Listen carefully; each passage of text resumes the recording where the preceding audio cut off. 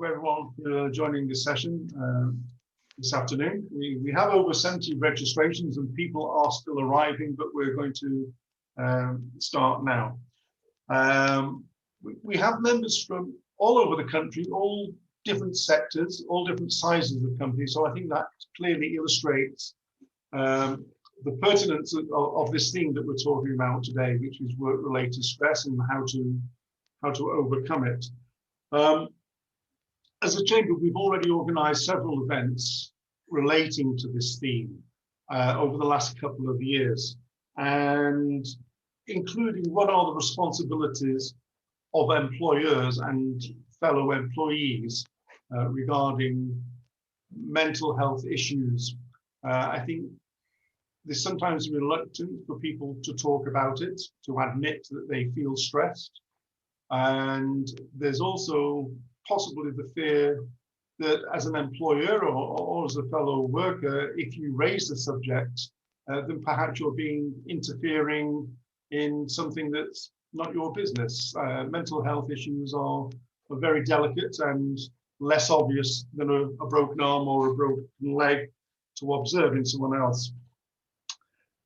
We live, I think, these days in an ultra-competitive world where everyone has to meet targets and make sales, and this implies stress of a sorts.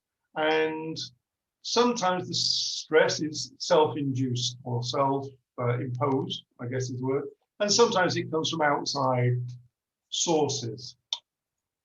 Richard, I imagine when you first conceived of this mindful business charter, you probably perceived a typical workplace as being a building where workers rub shoulders with fellow workers. And these days, the workplace is a very different thing. Most people, many of us here are working from home, and we encounter different sources of stress.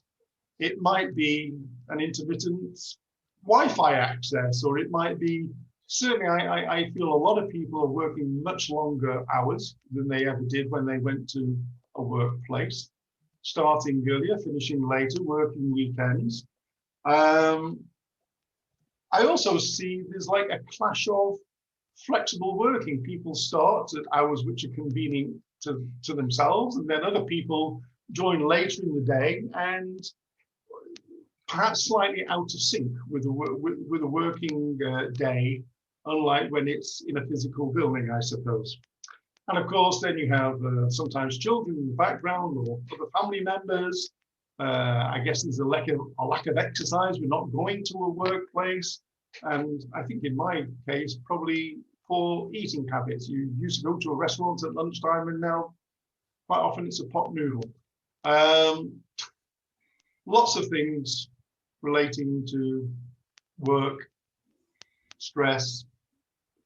Tell us all about it. What can we do? Yeah, we'll cover all of that in 40 minutes. Be fine. Thanks, Chris, and thank you all for joining. It's a pleasure to be here. I'll give you a bit of an intro to me in a sec and why I'm here. But I think what Chris says about workplaces is really interesting. What the very notion of what a workplace is these days. And I think even once we're through this craziness of COVID, we're not going to be going back to whatever we had before anytime soon, I think. So we're stuck with this for a while. And I think if Chris said you've been thinking about stress generally for a couple of years in the chamber, and rightly so. If you take what we're normally dealing with and then throw on a global pandemic and the remoteness and isolation and worries and all sorts of things that go with that, we're certainly seeing a significant increase in the prevalence of mental health conditions in all sorts of different ways.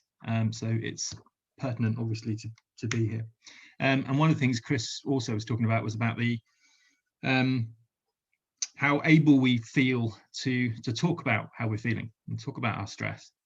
And certainly the research would suggest that is a problem, that 9 out of 10 people think that if they told their boss that they were struggling a bit, that they think their boss would treat them less favorably. Now, hopefully that's not true. Hopefully bosses wouldn't do that, but that's what people think.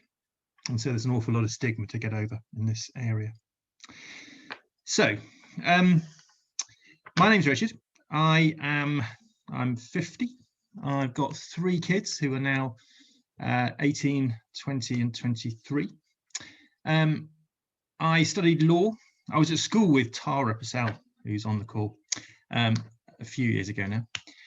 She was obviously many years below me at school. I studied law at university and then joined a good law firm in London. And I progressed well and became a partner by the age of about 30, at which stage I was having children and all sorts of things. And I continued to progress. And by the age of about 41, I was doing pretty well. I had a big job, I had a big team. I was on the management committee of my law firm. I was working for a firm called Speechley Bircham by then. And my next job, I was kind of being lined up to be the managing partner. So things were looking pretty good. I had 3 youngish kids, lovely house, lovely wife, lovely life, all things going very well. And I was also one of these people who said yes to everything. So I was involved in all sorts of things in the community and things like that. And anybody looking at me from the outside would have said, he's doing all right.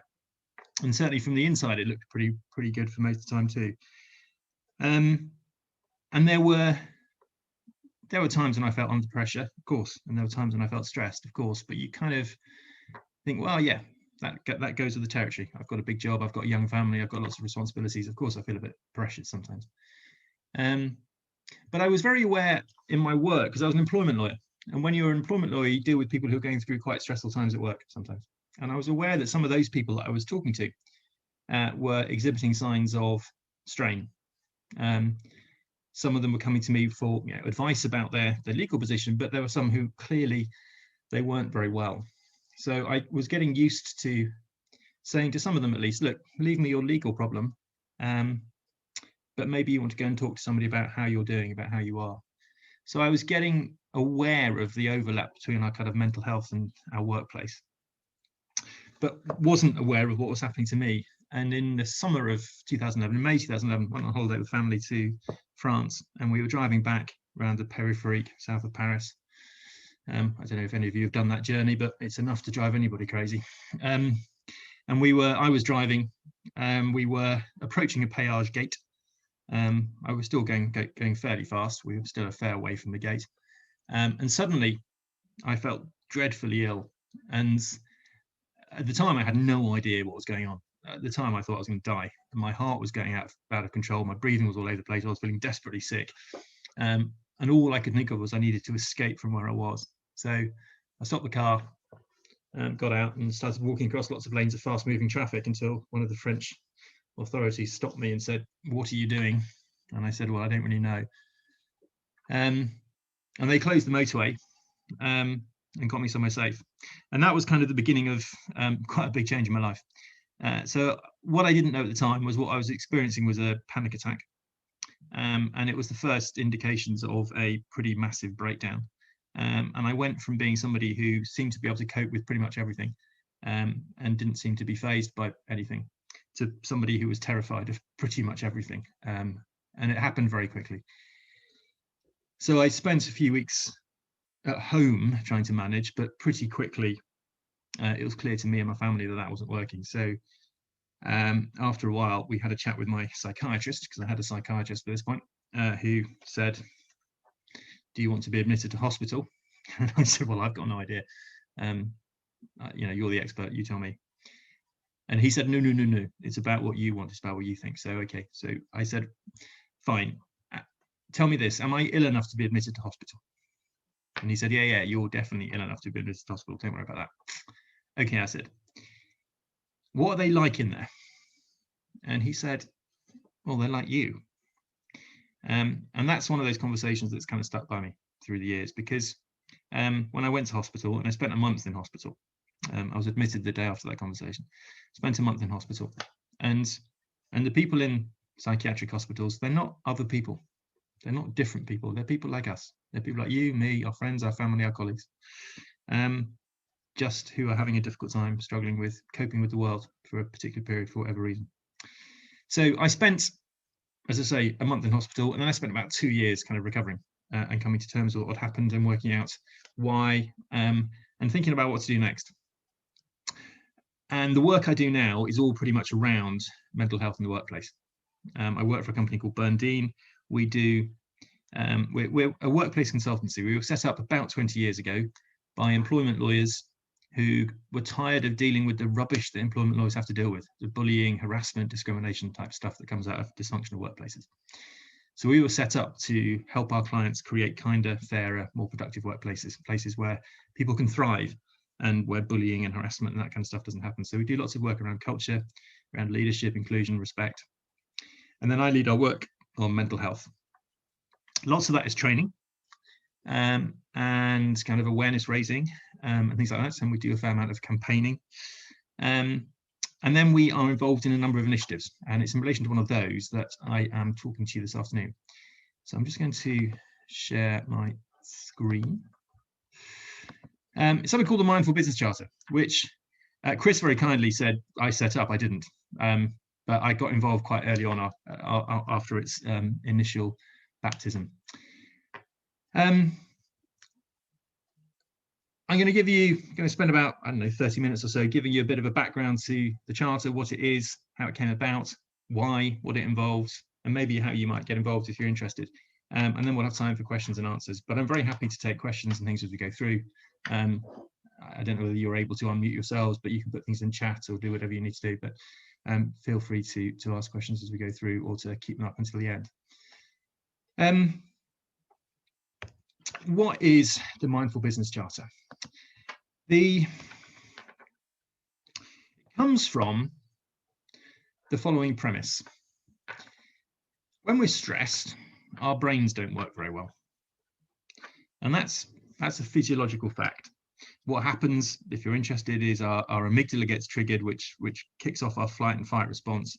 The effect of that flight or fight response is to prioritize getting oxygen and energy and blood to our arms and our legs in order to help us run away or fight. And the net result of that is that we take blood away from our brains. So when we're stressed, our brains, the blood supply to our brains is reduced, which means our brains don't work so well. And it's our prefrontal cortex, the conscious bit of our brain, that is affected most immediately. So when we're stressed, our brains don't work very well. And that's not good for us as individuals because it doesn't make us very happy. And also long-term persistent stress is one of the biggest causes of illness, mental illness, but other things as well for professionals in particular. So stress isn't good for us. But it's also not good for the quality of work we do. Because if our brains aren't working very well, then we're less able to do the quality work that we're being asked to do by our employer or for our clients. Now, go back to sort of early 2018. The legal team at Barclays, together with two of the law firms that they use quite regularly, Pinsent Masons and Addleshaw Goddard, all three organisations had done quite a lot of work around raising awareness of mental health in the workplace, and also were organisations that had quite a lot of supports in place to help people who were struggling, which is great. But there was an awareness that, first of all, they wanted to do more. Secondly, that there was a bit of an elephant in the room, that they were doing all of this kind of good work around awareness raising, things like that, but sometimes the workplace was causing problems. And as Chris said, there are a number of sources of the stress that we experience. So some stress comes from our own heads. And I can certainly vouch for the impact that can have on you over a long period of time. So some of the stress comes from our own heads. Some of it comes from just the kind of work we do. You know, if we are working in high pressured environments, there's some stress that is kind of part of the experience. But some of it comes from the ways in which we work with each other, both within our organizations, but also between our organizations. And because most people are well-intentioned, we don't actually mean to cause each other stress, but we do. And the problem then is that we don't talk about it. So what these initial conversations sort of focused on was, well, look, if we could be more mindful, more thoughtful, more aware of what we're doing and the impact it has on each other, and if we gave each other permission to talk about it, then maybe we could turn the dial a bit. Maybe we could identify some causes of unnecessary stress and remove them. And then we could create healthier and more effective ways of working.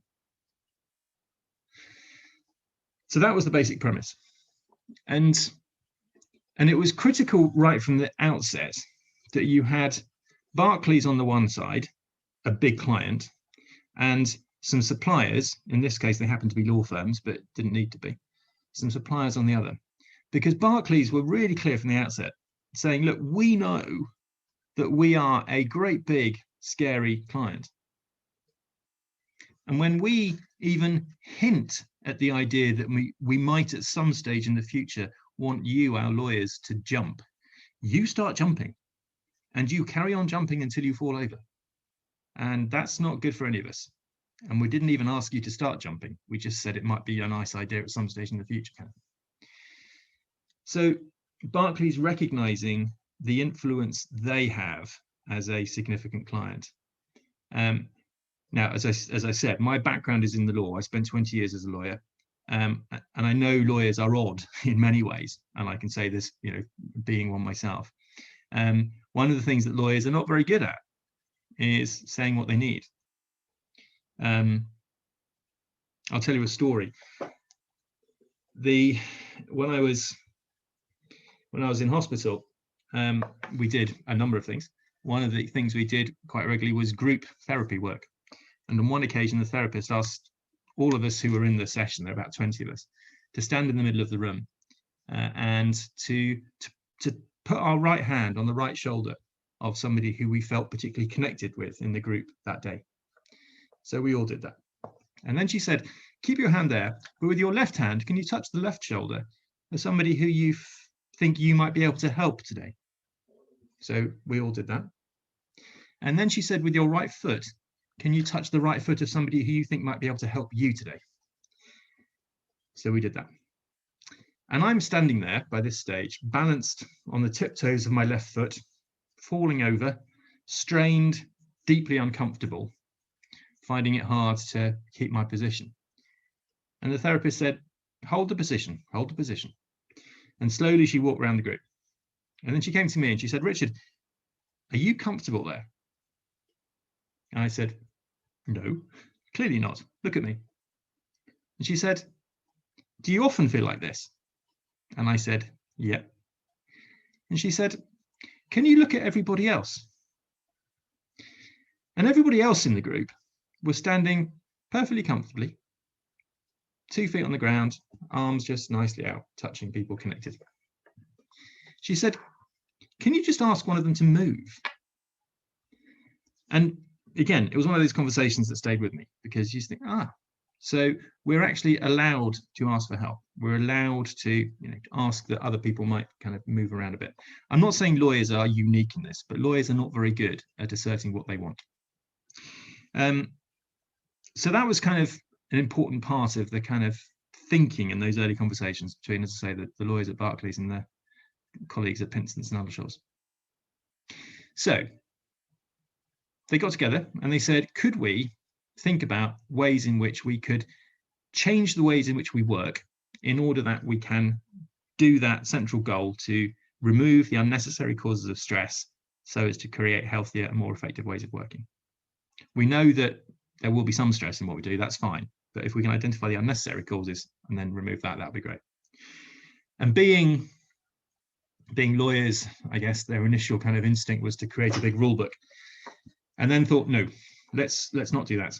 Let's try and create something that is straightforward, simple, kind of common sense, that nobody's going to object to, and that will work for anybody, no matter what they do and where they might be on a kind of mental health journey.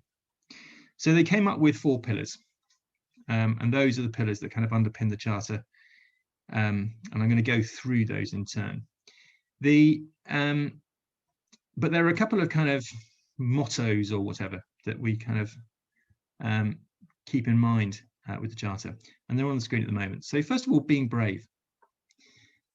What the Charter does is it creates a framework and a permission for people to think about and talk about their well-being. It's not prescriptive. It doesn't say you must do this and you must do that. It's permissive. But it gives people the permission to be brave. And because I know, for example, so if if Chris is my client, because I know that Chris has signed up, I can, with a degree of confidence, be brave and say to him, this is what I would like, or this is what I need, knowing that he is on board and that he will, if he's able to, respond in an appropriate way. So being brave, but knowing that we have got the permission to be brave. And secondly, that strapline at the bottom, in a world where we can be anything, be thoughtful. The word mindful in the Mindful Business Charter is not about meditation or mindfulness in that context, but it's about being more thoughtful, being more aware of what's going on. So what are these pillars about? 4 pillars. First one is openness and respect, and this kind of underpins everything else.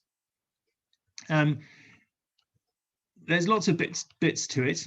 I think the key part is respect. What the Charter involves is saying, I care. I care about you. I care about your well-being. I care about the well-being of your team. I care about other people that I'm dealing with. I care about the profession. I care about the well-being of people around me. And that's kind of fundamental. Now, it begins with the kind of bilateral relationship between supplier and client, but it's much broader than that. I'll give you a couple of examples. So early on, so the Charter was launched in October 2018. That new year, Barclays, the legal team of Barclays, sent out a request for a particular tender document to be turned around on New Year's Eve. And the law firm to whom they've sent it wrote back saying, really? It's New Year's Eve. Surely you don't really want us to come back to you today. To which Barclays said, oh my goodness, no, of course not. Don't be so ridiculous. Sorry. Respecting the well-being of the law firm and being responsive to the slight bravery, I guess, that the lawyers had shown by raising it. Another example, there's been a tendency among lawyers and other professionals who are working on transactions and litigation and other things in London that come about Thursday to hold back some correspondence, to hold back drafts of stuff. And then at about 5 o'clock on a Friday, to send as much crap as they can possibly find to the other side, on the basis that somehow ruining the other side's weekend is going to be helpful for their client's case or their client's position in the transaction. And that's not very respectful, obviously. And so from a number of the law firms involved in the Charter, and we'll look at who they are in a moment, but for a number of the law firms in the Charter, they recognise that we should stop doing that. And that behaviour is slowly being dropped. So openness and respect, putting this on the agenda, putting how we work and its impact upon each other on the agenda when we first start engaging with each other through a piece of work that we might be working on each other, making sure that we create that environment and that culture where we can talk about stuff and think about how we're doing. Some of it is more obvious than others. So if I go back to that Friday afternoon thing, so yeah, having a kind of policy of holding back a load of stuff to dump on the other side at 5 o'clock on a Friday, clearly that's a bad thing. But I suspect a number of us get towards the end of our Friday and are desperately trying to get stuff off our desk, get stuff out of our inbox, so that we can sign off at the end of Friday, at the end of the week, knowing that we've got our stuff done. And that's kind of understandable.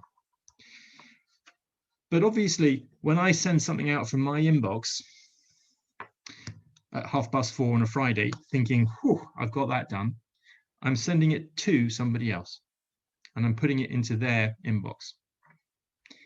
I'm not saying that's a problem, but what is implicit and inherent in the charter is being aware of things like that, being aware of the impact of what we're doing. So that's the first pillar, openness, respect. Second pillar, and this is getting a bit more granular, is around how we communicate. And as I said, the charter was launched in 2018, so well before COVID. But focus on meetings and emails. So first of all, with meetings, let's only have meetings that we need to have, if that makes sense. But how many of us have had experiences, probably too many experiences, of being called to meetings where really we didn't need to be there? Or even the meeting didn't need to happen at all. So do we need to have the meeting? Only invite people that need to be there. Let's make the meeting as short as possible. Who decided that meetings should be an hour long? Let's think about the time of day we're having meetings. Let's avoid meetings at lunchtime. Let's avoid meetings in the early evening or the early morning where people might have other stuff going on. Let's be mindful of time zones.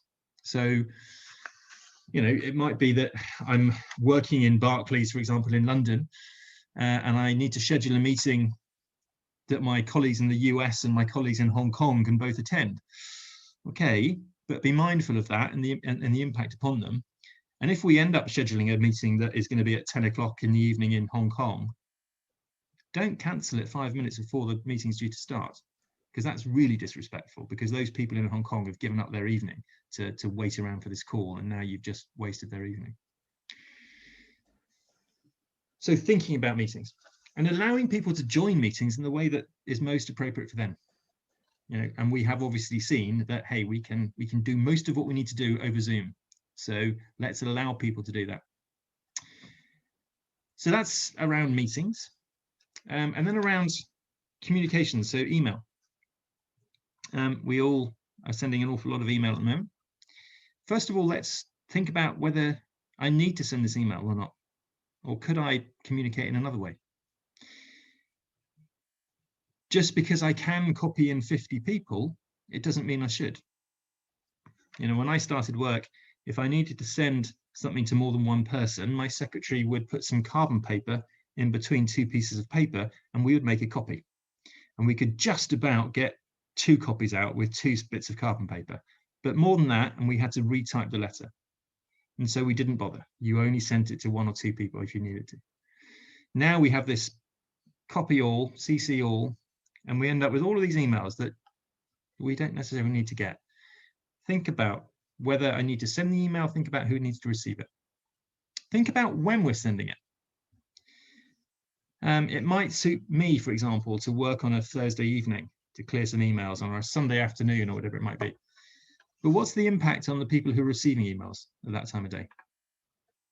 The people who work for me in my team, whoever it might be, thinking about the impact of what we're doing. And there are lots of functions, for example, the ability to delay the delivery of emails. So that, yeah, if I want to, I can do my stuff on a Sunday afternoon, but it doesn't actually land on anybody else until Monday morning.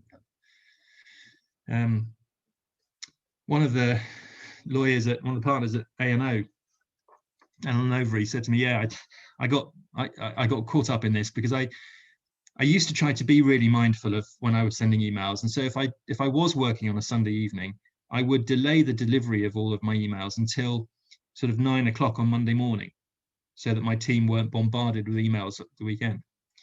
But she said, but then they started complaining because when they logged on at kind of 9 o'clock on Monday morning, they just got this absolute deluge of emails suddenly appearing in their inbox, and that was causing them stress. So sometimes we perhaps can't win, but at least think about it and have the conversation. And also with emails, making sure that the subject lines actually reflect what's in the email. Too often we end up with long email chains that no longer bear any resemblance to the original kind of subject line. So thinking about emails and meetings. And obviously, as I say, the context of all of this is it's removing stress. One of the things that one of the law firms did, Hogan Lovells, they did a survey of their team, their staff, and one of the key feedbacks was that people were feeling overwhelmed by the volume of internal emails, and it wasn't clear why people were receiving emails or how urgent they were, or and they were all in different formats and things like this. And so what they did was they said, well, let's have a standard format for our internal emails that will be very clear as to why we're receiving it. Are you receiving it for information or for action? The urgency of it, but then making sure that the structure follows a similar theme, so it's really easy to kind of digest what I need to look at. Thinking about emails and thinking about the impact. Third pillar is around respecting rest periods, and it's kind of what it says on the tin, but again, kind of harking back to bygone age. You know, when I started work, you might work fairly long hours in the office, but when you left the office, that was it. You know, you didn't take anything with you. You couldn't take anything with you. We didn't have mobile phones. We certainly didn't have Blackberries and email and all the rest of it. And when you went on holiday, nobody knew where you were and nobody contacted you. And somehow, over the course of the last 30 years, we've got to a point where we seem to find it okay that we are on call 24/7. And nobody ever asked if that was a good idea. Nobody ever said, I've got this great plan. Let's all be accessible all the time. We know it's not good for us. And yet somehow we've kind of drifted into this way of being. So this pillar is about turning that dial a little bit and saying, look, can we change some expectations? Yes, of course, we will work hard when we need to. Yes, of course, there'll be times when you need to contact me at the weekends, on holiday, in the evening, whatever. That's fine. But let's only do that when we really need to, if that makes sense. So this pillar is around allowing people to set some boundaries and to be clear as to their working hours. And it might be all sorts of things that they are doing outside of those hours. And frankly, it's not our business. You know, they might be looking after the kids. They might be looking after elderly relatives. They might be watching TV. They might be doing yoga. They might be playing golf. They might be doing whatever. They might be trimming their beard. Who cares? It's not our business. People are allowed to, people are allowed to take their time. Encouraging people to set out in their email signatures. This is when I work. This is when you can expect a response, and this is when you shouldn't. As an example of this in action, a couple of summers ago, the senior lawyers at Lloyd's, in the summer holidays, they all said, we are not going to take our work phones on holiday. They said, we will have our personal phones, of course. And so if you need to contact us, you will be able to get hold of us, but we won't be taking our work phones with us. And so we won't be looking at email and just checking in as a matter of course. Contact us if you need us. And of course, what that meant was that everybody had to just stop and think. Do I really need to bother whoever it is about this issue? Or could I work it out for myself? Could I ask somebody else? Could I use some initiative? Could it wait? And so those people had a better quality holiday, obviously. But critically, what it also did was it gave a really clear message to all of the other people, the more junior people in their team, to say, you can do the same thing. So respecting rest periods. And, you know, again, it's not rocket science. We know that we need a break. So why do we create lives and structures in which we don't seem to be able to do that? The fourth pillar and final pillar is kind of about what this looks like internally, mindful delegation. And this is going to be, every organization is different. So every organization will think about different things and whatever. One of the things that St. Mason's did, for example, was that they, after quite a lengthy consultation, created and implemented an internal code of conduct to say, this is how we will work with each other internally. This is what we can expect from each other. And what that enabled people to do then, much like the charter does between our organizations, was it just gave people permission to ask questions and to push back a little bit. because there was the framework of the charter, it meant that things could be raised and questions asked without personalizing it and without it sounding confrontational. So that's what the charter is about. And it was launched in October 2018 with 3 banks, RBS, Lloyds and Barclays, and 9 law firms. And since that time, it has grown. So as of last October, we had 65 organizations on board. That number is growing all the time. So since October, we've had people like Visa join and others. So it's growing all of the time. It began very much within the legal industry in London, but much broader now in terms of sectors, and also much broader in terms of geographic spread. So we were delighted, for example, last October last year to welcome PLMJ, our first European headquartered, so non-UK European headquartered organization. We also welcomed Zico Law, who are a law firm in the ASEAN region, who have been doing all sorts of work out there in kind of spreading the message around mental health and well-being in the workplace, and in particular in the legal profession. A lot of these organizations are international in nature, and so they have been increasingly spreading their activity and interest in relation to the Charter to different offices in different parts of their networks. And as I say, critical to all of it is the idea that it's bilateral. We can do some good work within our organizations, but there's a limit to that. If we are able to think about it across organizations and think about how we interact with our clients and suppliers, then we can do much more work. One of the things which sometimes is asked is this just about not working very hard? Is this about slacking, about taking it easy? And the answer to that is no. And I can give you different bases for that answer. First of all, it's not about not working hard. It's about working hard, but in the most effective way. So doing so in as healthy and effective way as we possibly can. But also, we can point to the organizations that are involved. So people like Goldman Sachs, Clifford Chance, Allen & Overy. These organizations are not slackers. These organizations work hard. They demand a lot from their people. But what they want to do is to make sure that the work that their people are doing is done, the energy that they're using is used as effectively and as healthily as possible.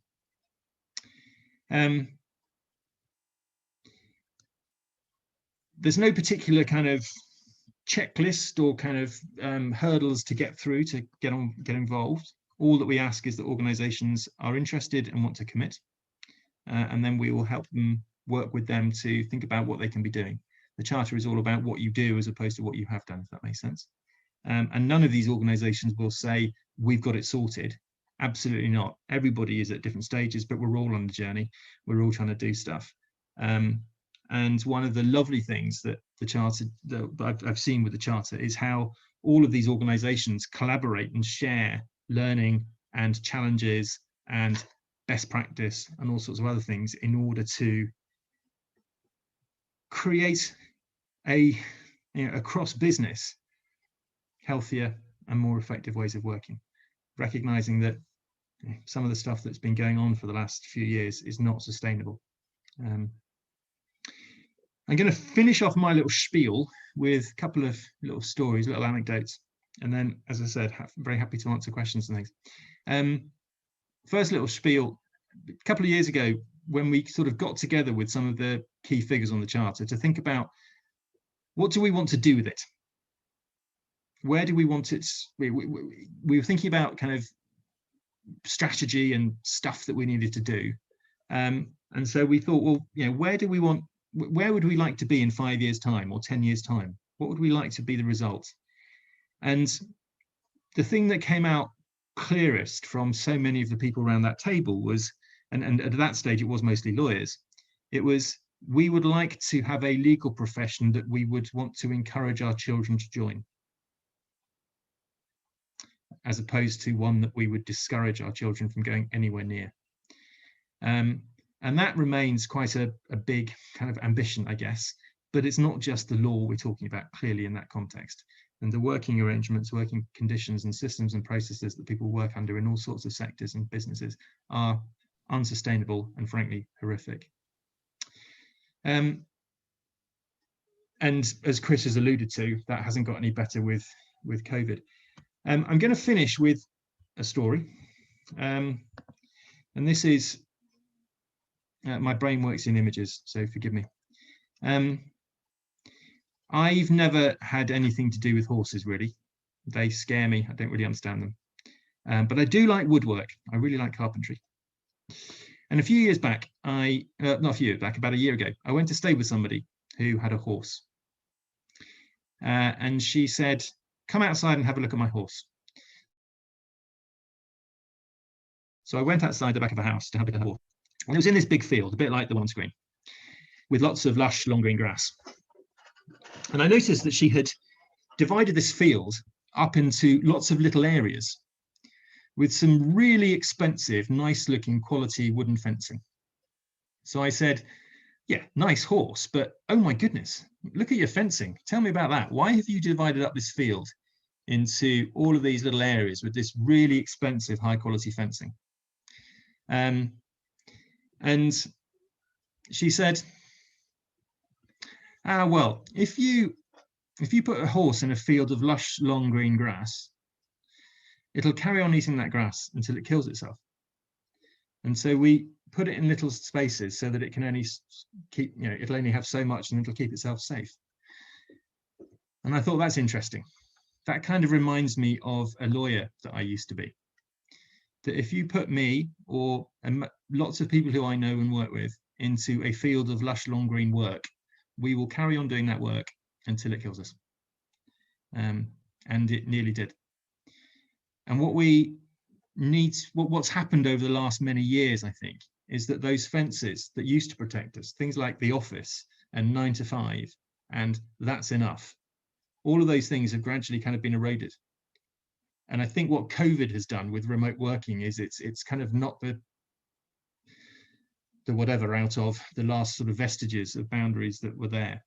And what we need to do, and I think what the Charter is about enabling people to put back some of those boundaries, if that makes sense. So I'm going to shut up there and invite any questions, thoughts anybody may have. And you can ask them in the chat. You can unmute yourself and ask them verbally.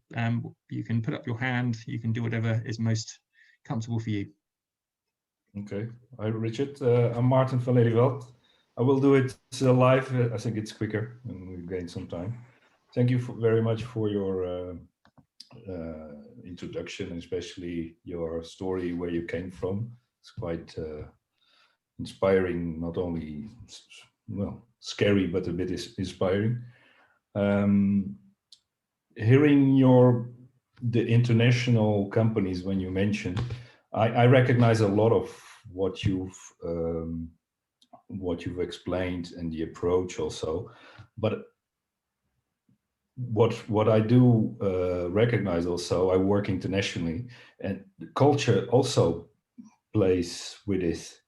If you talk about this in Holland, because I'm Dutch, or you talk about, for instance, here in Portugal, then it's completely different culturally. So it's and even in France or in Germany, So how do you deal with that if you are with a project international? It's different cultures. It's a good question, and I think, as with any cultural question, I guess that the answer to it is you do it respectfully, and you do it with more listening than talking, probably, to try to understand where those different cultures are coming from.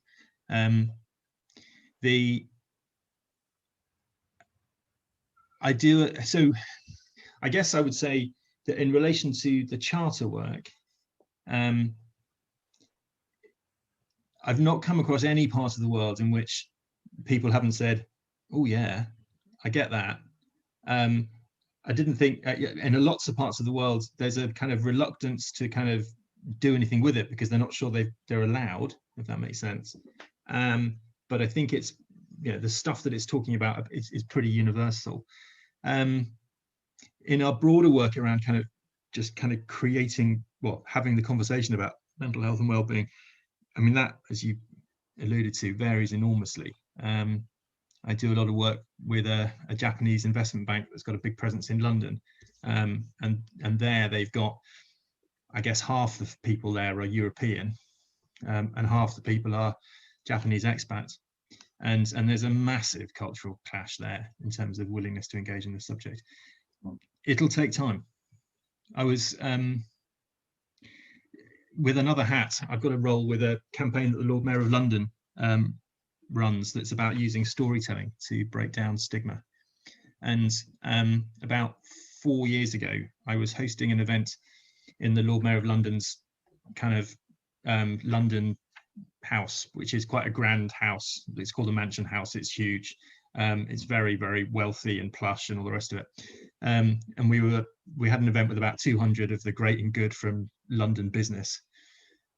And I was fortunate enough to be chairing this. And halfway through the session, as part of the agenda, a partner from PwC stood up to tell us his story of mental illness and recovery. And I was sitting watching him and thinking, my goodness, this is extraordinary. Because if this guy, even 5 years earlier, if this guy, who was probably in his late 30s, early 40s, so still quite a young partner at PwC, if he had stood up in front of this audience and started telling us about his history of mental illness, his HR department would have come and taken him away gently, and there'd have been an awkward silence and we wouldn't have known what to do. And yet, he was telling this story and it was inspiring everyone in the room. So it takes time, but culture absolutely changes. And I think, ironically, so I'm very conscious that London has cocked up a huge amount of stuff for the rest of the world over the last few years. We're responsible for quite a lot of stress and angst all over the place. The one thing that I think we've done quite well at, actually, is leading some discussion around mental health and well-being. So that's one thing we can be proud of, I suppose. Okay. All right. Thank you. Thank you, Richard. Richard, I just wanted to ask one question, really. You've spoken a lot about respect for each other, for fellow workers. But what I sense is a lot of stress is kind of self-imposed. I mean, I'm just curious. I think we all suffer from overload. We all try and do more in less time. I'm just curious to know, during this presentation in the last hour, how many people are responding to emails or looking at their mobile phone. And I think we expect ourselves to be multitasking all the time.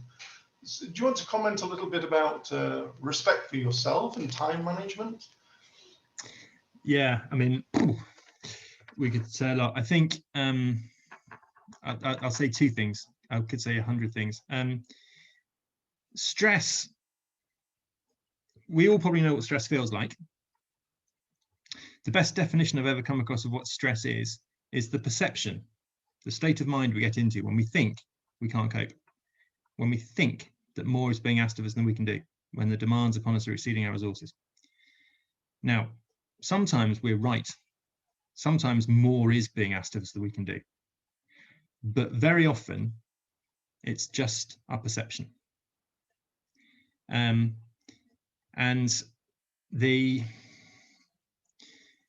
one of the things I think that I've learned more than anything else over the last 10 years from being ill is that just because I think something, it doesn't mean it's true. that very often we can get ourselves so caught up in our thinking about, oh my goodness, I've got to get this done, I've got that done, it's going to take ages, it's going to be terrible. Well, if I don't get this done, then Chris is going to be really cross. Or if I haven't practiced my session for the British Portuguese Chamber of Commerce, then it's going to go to... Just because I think something, it doesn't mean it's true. And so much of the problems we get into are because of our own thinking. And if we can be a little bit more aware and cognizant of our thinking, then we would be able to be much kinder to ourselves. And to, as an example of that, perhaps in action, I was doing some work with a technological team in the US for a financial services client that I do a lot of work with. And it was clear from a lot of internal feedback that this team were really struggling. And so we did a series of workshops with them. And in one of the workshops, there were sort of 20 of them on a screen, a bit like we've got today. And we went round and they were all talking about different stuff. And all of them said something along the lines of, I worry that if I'm not online from about 7:30 in the morning until about 10:30 at night, I worry that my colleagues will judge me and my colleagues will think that I'm not working hard enough. And you think, okay, so who are these colleagues? Because they're on the screen. It's you are your colleagues. Who is it that is doing this judging? It's you. It's not the rest of them. It's you.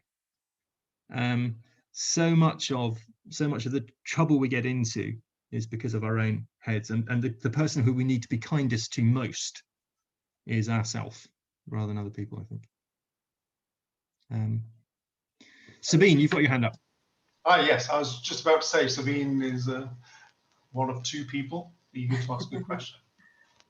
Hello, I've been entering a little bit late, but I've been listening with much interest, and I'm besides being a consultant, I'm a yoga and stress management teacher, and I appreciate a lot that these subjects enter the business world more and more. And I believe that the fast-moving VUCA world and all this agile working from everywhere is still accelerating a problem that we had already of massive burnout, post-traumatic stress disorder, and I think it's so important to introduce that. I'm German, and I see that there's already laws put in place so that this becomes part of the big corporations. And I also see that there are major companies launching mindfulness curriculum like SAP or of course Google with the Search Inside Yourself.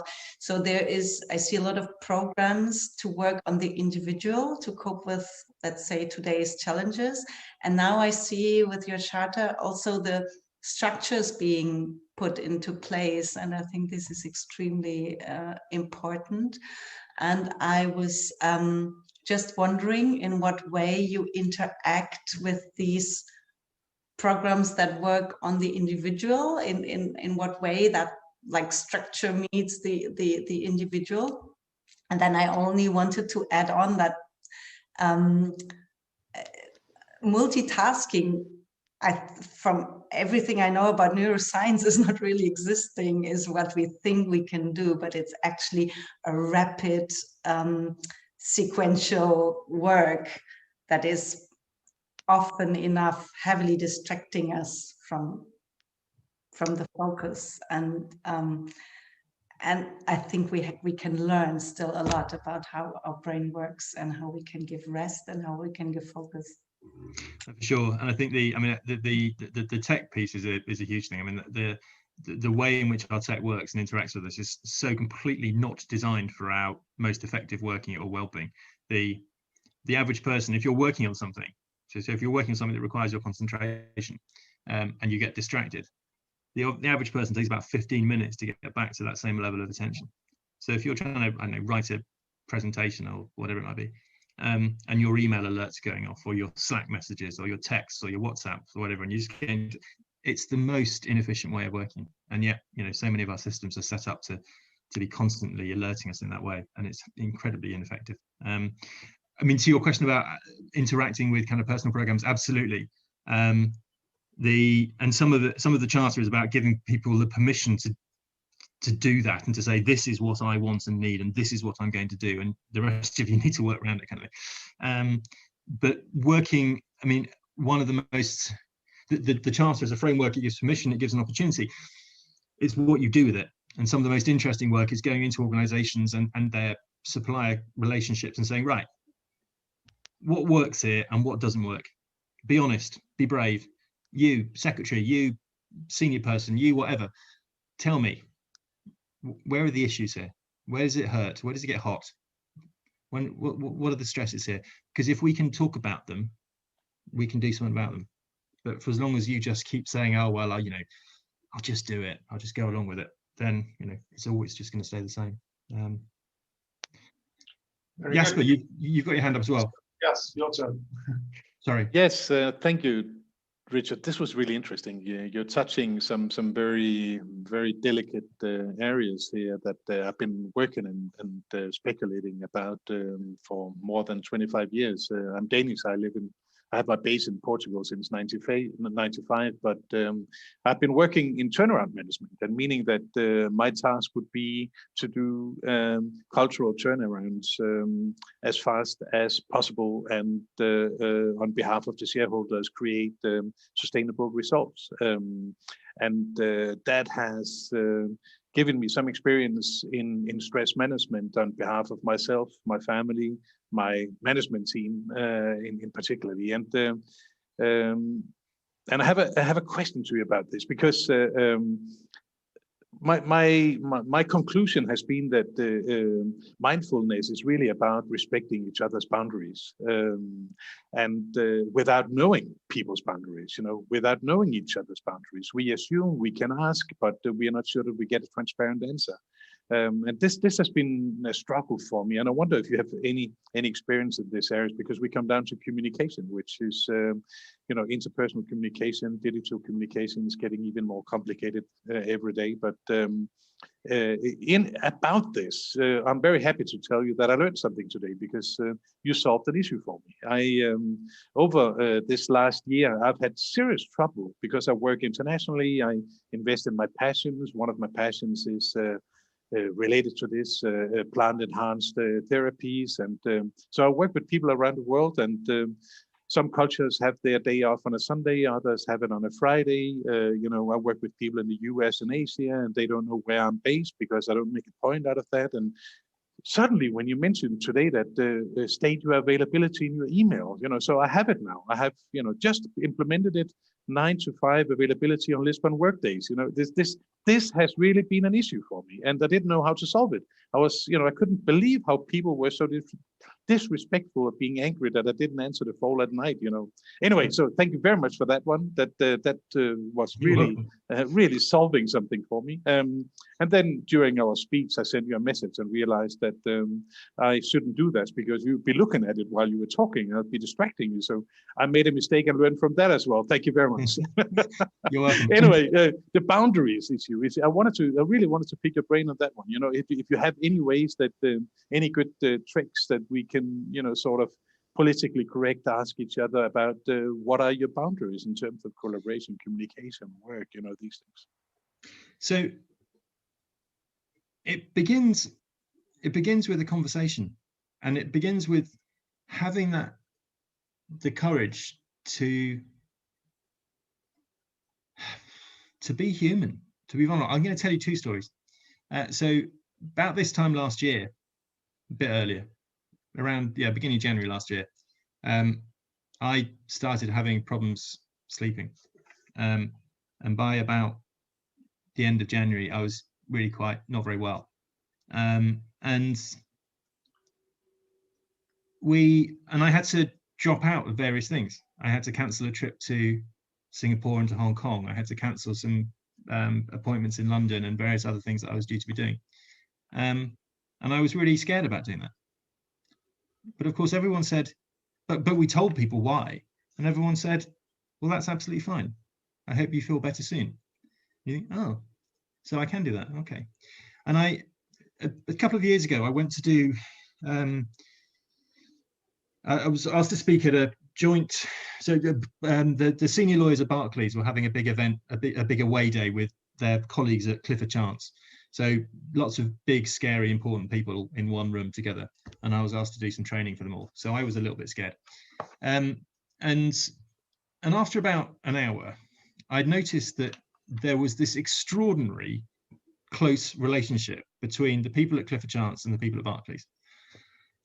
And I couldn't get this out of my head because I've never seen anything like that in my 20 years of being a lawyer. So I said to them, look, sorry, I know this sounds a bit odd, but you guys are really close.